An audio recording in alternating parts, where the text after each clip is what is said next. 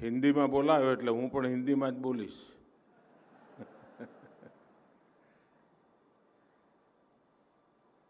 गुजरात के मुख्यमंत्री श्रीमान भूपेंद्र भाई पटेल, सी.आर. पाटिल,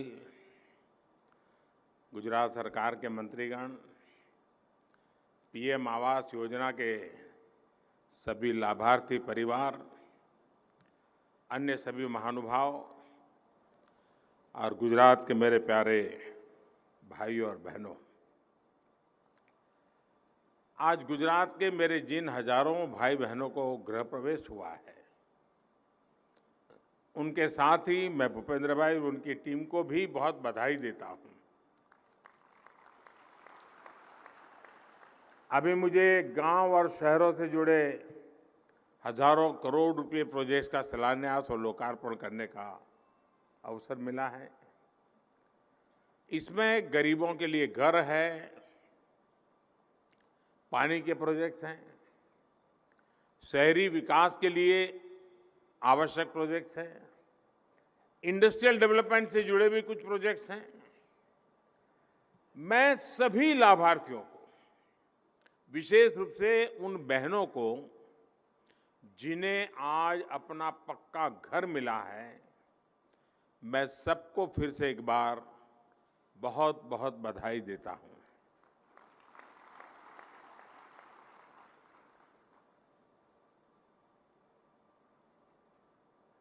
भाजपा के लिए देश का विकास ये कन्विक्शन है, कमिटमेंट है. हमारे लिए राष्ट्र निर्माण एक निरंतर चलने वाला महायज्ञ है.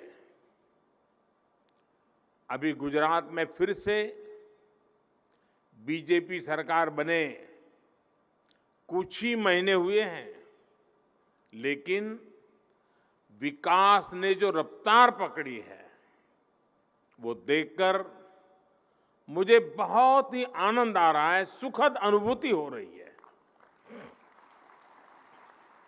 हाल में ही गरीब कल्याण के लिए समर्पित गुजरात का 3 लाख करोड़ रुपए का बजट पेश किया गया था. वंचितों को वरीयता, ये वंचितों को वरीयता देते हुए अनेक निर्णय एक प्रकार से गुजरात ने नेतृत्व किया है. बीते कुछ महीनों में गुजरात के लगभग 25 लाख लाभार्थियों को आयुष्मान कार्ड दिए गए हैं. गुजरात की लगभग 2 लाख गर्भवती महिलाओं को प्रधानमंत्री मातृ वंदना योजना से मदद मिली है. इस दौरान गुजरात में 4 नए मेडिकल कॉलेज खुले हैं. नई सरकार बनने के बाद गुजरात में आधुनिक इंफ्रास्ट्रक्चर के लिए हजारों करोड़ रुपए के काम शुरू हुए. इनसे गुजरात के हजारों युवाओं के लिए रोजगार के नए अवसर बनने वाले हैं. ये दिखाता है कि गुजरात की डबल इंजन सरकार डबल गति से काम कर रही है. साथियों, बीते 9 वर्षों में पूरे देश में जो अभूतपूर्व परिवर्तन हुआ है, वो आज हर देशवासी अनुभव कर रहा है. एक समय था जब जीवन की मूलभूत सुविधाओं के लिए भी देश के लोगों को तरसाया गया. बरसों बरस के इंतजार के बाद लोगों ने इस अभाव को ही अपना भाग्य मान लिया था.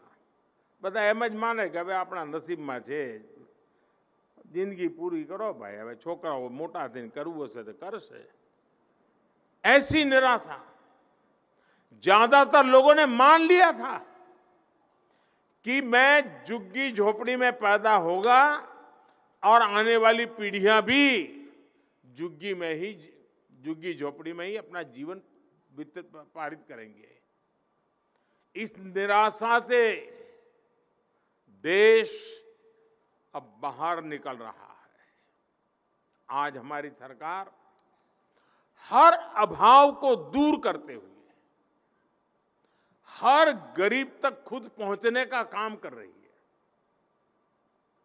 हम योजनाओं के 100% सैचुरेशन का प्रयास कर रहे हैं।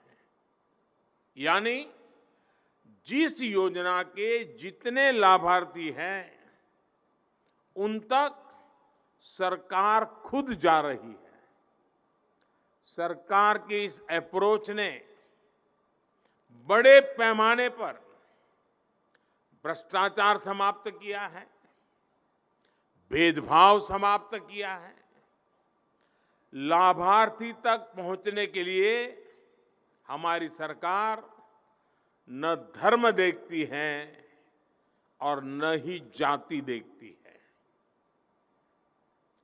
और जब आप किसी गांव में 50 लोगों को मिलना तय और 50 को मिल जाता है, किसी के पंथ का हो, किसी भी जाति का हो, उसकी पहचान न हो कुछ भी हो, लेकिन एक बार सबको मिलता है, मैं समझता हूं जहां कोई भेदभाव नहीं है वही तो सच्चा सेक्युलरिज्म है। जो लोग सोशल जस्टिस की बातें करते हैं, जब आप सबके सुख के लिए काम करते हैं, सबकी सुविधा के लिए काम करते हैं, सबके उसके हक पहुंचाने के लिए 100% काम करते हैं, तो मैं समझता हूं इससे बढ़कर के कोई सामाजिक न्याय नहीं होता है, इससे बढ़कर के कोई सोशल जस्टिस नहीं होता है जिस राह पर हम चल रहे हैं।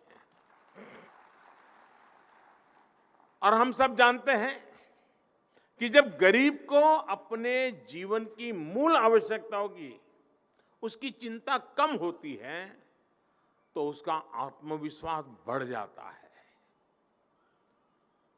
थोड़ी देर पहले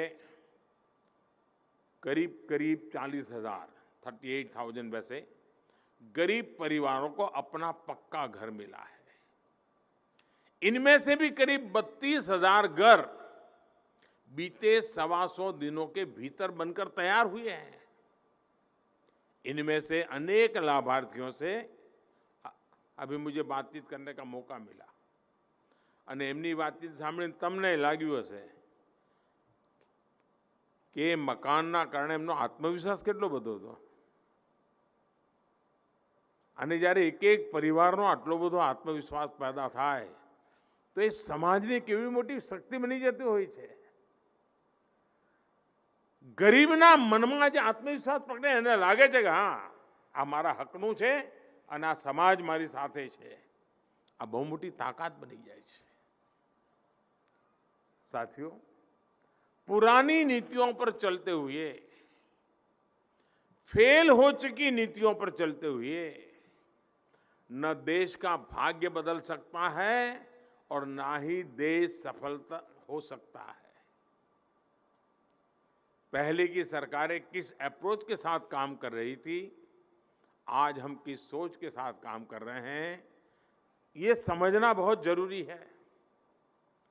गरीबों के लिए आवास देने की योजनाएं हमारे देश में लंबे समय से चल रही थी, लेकिन 10-12 साल पहले के आंकड़े कहते थे कि हमारे गांवों के लगभग 75% परिवार ऐसे थे जिनके घर में पक्का शौचालय नहीं था। गरीबों के घर की योजनाएं पहले चल रही थी, उनमें भी इस पर ध्यान नहीं दिया जाता था। घर सिर्फ सिर ढकने की छत नहीं होती।